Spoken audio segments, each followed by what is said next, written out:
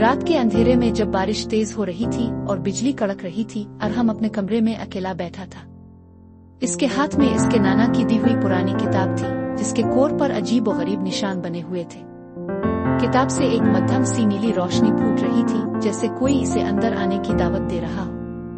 अरहम ने तजस्सुस से किताब खोली और एकदम एक तेज रोशनी चमकी और वो खुद को एक अजीब और गरीब दुनिया में पाया। आसमान पर सितारे बोल रहे थे, दरख्त चल रहे थे और एक छोटी सी गुलहरी जिसका नाम गोगो था इसके कंधे पर चढ़ गई। तुम्हें यहाँ आने में बहुत देर लगा दी, गोगो ने कहा। लेकिन जल्द ही अरहम को पता चला कि ये किताब दरअसल एक खतरनाक जिन का कैद खाना थी, जो आहिस्ता आहिस्ता आजाद हो रहा था।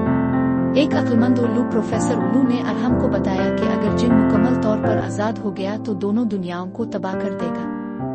अरहम ने हिम्मत की और गोगो और प्रोफेसर उल्लू की मदद से जिन को रोकने का फैसला किया। उन्होंने किताब में लिखे एक ताकतवर मंत्र को पढ़ा और एक जबरदस्त रोशनी चमकी। जिन चीखता हुआ किताब में वापस बंद हो गया। किताब बंद होते ही अरहम अपने कमरे में वापस आ गया, जैसे कुछ हुआ ही ना। लेकिन अब उसके हाथ में किताब बिल्कुल आम लग रही थी। अरहम ने मुस्कुराते हुए किताब को अलमारी में रख दिया। अब वो जानता था कि हकीकी हिम्मत और दोस्ती से कोई भी मुश्किल नहीं जीती जा सकती। और इस तरह अरहम की जादुई मुहिम इख्तिताम को पहुंची। प्यारे बच्चों, इस कहानी से हमें ये सबक मिलता है कि हिम्मत और दोस्ती से हर मुश्किल पर काबू पाया जा सकता है।